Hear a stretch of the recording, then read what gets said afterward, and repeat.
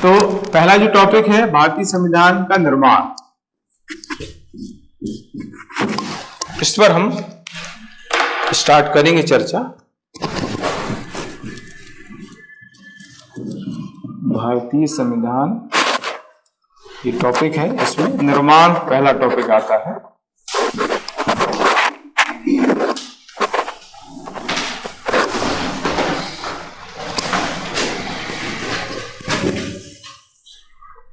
देखिए ये पेपर है सेकेंड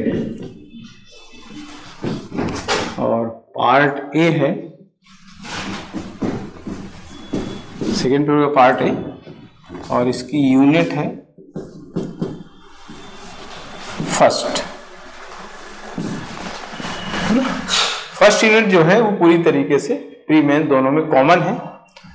सारे टॉपिक जो है आपको प्री में भी पढ़ना है और मेंस में भी पढ़ना है, बिल्कुल भी इसमें अंतर नहीं है। तो इसमें पहला टॉपिक आता है भारतीय संविधान का निर्माण, फॉर्मेशन ऑफ इंडियन कॉन्स्टिट्यूशन, ये टॉपिक है।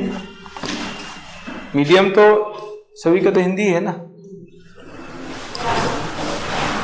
हाँ, तो इसमें दो चीजें आपको कवर करनी है निर्माण के अंतर्गत। एक है भारत का संवैधानिक विकास,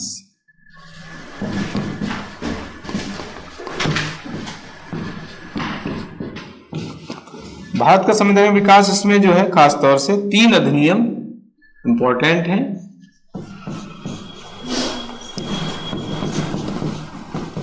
भारत परिषद अधिनियम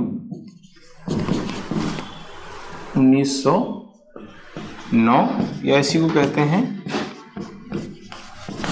मार्ले मिंटो सुधार। दूसरा है भारत शासन अधिनियम 1919, इसी को कहते हैं मॉन्टेग्यू चेम्सफोर्ड सुधार। तीसरा है भारत शासन अधिनियम 1935, है ना। तो ये 3 चीजें हमें विकास के अंतर्गत पढ़ना है। हालांकि इसके पहले के बहुत सारे अधिनियम हैं, लेकिन वो इंपॉर्टेंट नहीं है। आपका जो प्री का सिलेबस है उसमें केवल 2 ही अधिनियम दिए गए, 1919 कर दिए, 1935 कर दिए, ऐसे क्वेश्चन भी आ रहे हैं, है ना। लेकिन हमें 1909 के अधिनियम के बारे में भी थोड़ा सा पढ़ना पड़ेगा मेंस के अकॉर्डिंग। इसके बाद दूसरी चीज इसमें आती है संविधान सभा के बारे में, जिस पर हम अभी बात कर रहे थे। इसमें ये ज्यादा इंपॉर्टेंट है संविधान सभा के बारे में, प्री के लिए भी और मेंस के लिए भी।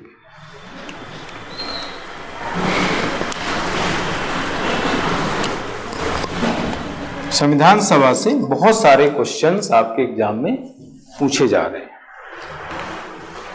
यहां से क्वेश्चन मेंस में कम बने हैं, लेकिन फर्स्ट पेपर में यहां से भी क्वेश्चन बन सकते हैं, क्योंकि फर्स्ट पेपर में आपको हिस्ट्री पढ़ना है। अब हिस्ट्री के अंतर्गत तो सब कुछ आ जाता है, सारे अधिनियम आपको आ जाएंगे। इसके पहले के जो अधिनियम वो भी आपको आ जाएंगे। भारत परिषद अधिनियम इसके पहले जो आता है 1861 है, 1892 है। इसके पहले भारत शासन अधिनियम 1858 है। फिर 4 चार्टर एक्ट आते हैं, 1793 का चार्टर एक्ट, 1813 है, 1833 1853 का चार्टर एक्ट है। इसके पहले पिट्स इंडिया एक्ट है, इसके सबसे पहले रेगुलेटिंग एक्ट आता है। तो ये सारे एक्ट आपको हिस्ट्री में पढ़ना है और संवैधानिक विकास के अंतर्गत भी वो आते हैं, लेकिन मैंने केवल 3 ही एक्ट पॉलिटी के पॉइंट ऑफ व्यू से यहाँ पर लिखे हुए हैं। और प्री में आपको पॉलिटी के सिलेबस में 2 एक्ट दिए गए हैं, ये वाले एक्ट, ठीक है। और संविधान सभा तो खैर पढ़ना ही पढ़ना है, प्री मेन दोनों में आता है इसका। तो भारत परिषद अधिनियम 1909 है। इसका दूसरा नाम है मार्ले मिंटो सुधार। मार्ले मिंटो सुधार इसको क्यों कहते हैं? ये दो व्यक्तियों के नाम पर है। दो व्यक्ति थे, लॉर्ड मार्ले उस समय भारत सचिव थे, लॉर्ड मिंटो सेकेंड उस समय जो है वाइसरॉय थे, है ना। लॉर्ड मार्ले जो थे वो पूरा नाम है लॉर्ड मार्ले, उस समय भारत सचिव थे, और लॉर्ड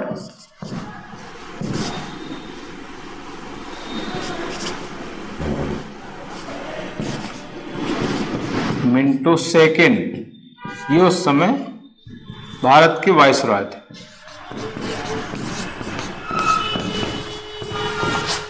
है ना। इन दोनों ने मिलकर के ये दस्तावेज तैयार करवाया था और इसको ब्रिटिश संसद ने पास किया था, इसलिए उन्हीं के नाम पर इसका नाम हो गया मार्ले मिंटो सुधार। ठीक है। इसकी मेन बात जो है जिस कारण से ये चर्चा में रहा, इसका क्वेश्चन भी आता है, इसमें मुस्लिम वर्ग के लिए पृथक प्रतिनिधित्व का प्रावधान किया गया था। सबसे मेन बात इसकी ये है ना। इस अधिनियम के तहत मुस्लिम वर्ग जो था उसने मांग रखी थी, मुस्लिम लीग के जो सदस्य थे वो जो है मिंटो सेकेंड से मिले थे, वही हमारे लिए सरकार कुछ करे, तो उसको ध्यान में रखते हुए इस अधिनियम के अंतर्गत मुस्लिम वर्ग के लिए पृथक प्रतिनिधित्व का प्रावधान किया गया। पृथक प्रतिनिधित्व का प्रावधान करने का मतलब यहाँ पर यह है कि मुस्लिम वर्ग के लिए अलग से निर्वाचन क्षेत्र बना दिए गए थे, यानी उन क्षेत्रों से केवल मुस्लिम वर्ग ही चुनाव लड़ सकते थे, तो इसको कहा गया पृथक प्रतिनिधित्व। और इसी के आधार पर कहा जाता है कि भारत में सांप्रदायिकता का बीजारोपण हुआ, और इसी से आगे चल करके भारत और पाकिस्तान का विभाजन हुआ। इसलिए मिंटो सेकेंड को भारत में सांप्रदायिकता का जनक भी बोला गया है। मिंटो सेकेंड का इसमें बहुत बड़ा रोल है, इसलिए ऐसा कहते हैं कि भारत में सांप्रदायिकता का जो बीजारोपण हुआ वो मिंटो द्वारा किया गया, लॉर्ड मिंटो सेकेंड द्वारा किया गया, इसलिए उसको भारत में सांप्रदायिकता का जनक कहा जाता है। और इसी से जो है आगे चल करके भारत और पाकिस्तान का विभाजन हो गया, दोनों को अलग रखने की ये पॉलिसी थी।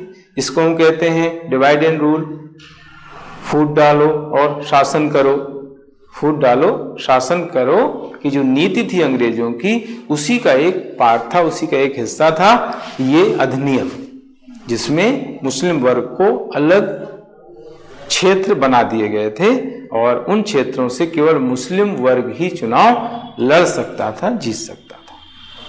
तो इससे दोनों अलग अलग हो गए। और ऐसा क्यों किया गया? इसलिए किया गया कि मुस्लिम वर्ग जो राष्ट्रीय आंदोलन है उसमें हिस्सा नहीं ले पाए, हिंदुओं से अलग रहे, और इससे हमें फायदा मिल जाएगा। हमारी जो सरकार है, हमारा जो यहाँ पर साम्राज्य है वो बना रहेगा लगातार इंडिया में।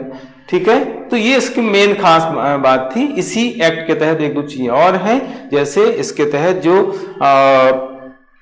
विधायिका के सदस्य थे उनको पूरक प्रश्न पूछने का अधिकार दिया गया था। प्रश्न पूछने का अधिकार इसके पहले का जो एक्ट था उसमें दिया गया था।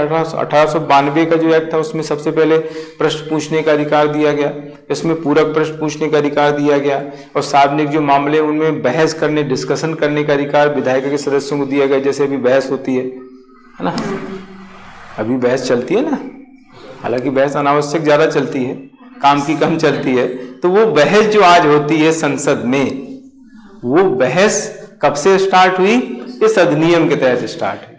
विचार विमर्श जो होता है, बहस होती है, ठीक है, और पूरक प्रश्न पूछने का अधिकार दिया गया। और इसी एक्ट के तहत वायसराय की जो कार्यकारिणी परिषद थी जिसमें सभी अंग्रेज हुआ करते थे, इस एक्ट के तहत भारतीयों को उसमें सम्मिलित करने का अधिकार दिया गया। तो 3 पॉइंट इसमें खास है, इस अधिनियम में केवल 3 पॉइंट है इंपॉर्टेंट, है ना। वायसराय की कार्यकारिणी परिषद में भारतीयों को सम्मिलित करने का प्रावधान किया गया, और इसमें सम्मिलित होने वाले पहले भारतीय थे एसपी सिन्हा, सत्येंद्र प्रसन्न सिन्हा, फर्स्ट इंडियन, वायसराय की जो कार्यकारिणी परिषद थी उसमें सबसे पहले जो सदस्य बनाए गए उनमें पहले भारतीय थे, एसपी सिन्हा, सत्येंद्र प्रसन्न सिन्हा, वो इस सेट के तहत बनाए गए थे। विधायिका के जो सदस्य थे उनको पूरक प्रश्न पूछने का अधिकार दिया गया, सार्वजनिक मामलों में बहस करने का अधिकार दिया गया, दूसरा पॉइंट। तीसरा जो पॉइंट इंपॉर्टेंट है वो है कि मुसलमानों के लिए पृथक प्रतिनिधित्व का प्रावधान इसमें किया गया, यानी मुस्लिम वर्ग के लिए अलग से निर्वाचन क्षेत्र बना दिए गए और उन क्षेत्रों से केवल मुस्लिम वर्ग ही चुनाव लड़ सकता था और जीत सकता था। तो ये 3 पॉइंट इसमें खास तौर से माने जाते हैं, जो तीनों इंपॉर्टेंट हैं। यहां से क्वेश्चन भी एग्जाम में पूछे जाते हैं। 3 नंबर में आपको पूछ सकता है। ऐसा पूछ सकता है कि मुस्लिम वर्ग के लिए पृथक प्रतिनिधित्व का प्रावधान किस अधिनियम में किया गया। यही आपको प्री में भी आता है, यही मेंस में पूछ सकता है डायरेक्ट फैक्ट। मुस्लिम वर्ग के लिए पृथक प्रतिनिधित्व का प्रावधान किस अधिनियम के तहत किया गया, तो आपको सीधे लिखना है भारत परिषद अधिनियम 1909 या मार्ले मिंटो सुधार 1909, बस, और कुछ भी नहीं लिखना। तो इसमें पूरी सेंटेंस बनाने की जरूरत नहीं होती है। आप पूरा लिखो मुस्लिम वर्ग के लिए पृथक प्रतिनिधित्व का अधिकार भारत परिषद अधिनियम 1909 के तहत दिया गया, कोई जरूरत नहीं। डायरेक्ट आप लिख दो भारत परिषद अधिनियम 1909, खत्म, हो गया आंसर। ठीक, एक लाइन में आपका समय बच जाएगा। ठीक है, पहले जब ज्यादा लिखना होता था तो पूरा सेंटेंस बनाने की जरूरत है, अब नहीं बनाने की जरूरत। अब सीधा आपको पूछा गया संविधान सभा का गठन कब हुआ, तो डायरेक्ट जो है 24 नवंबर 1949 कैबिनेट मिशन प्लान के तहत हुआ, बस, खत्म।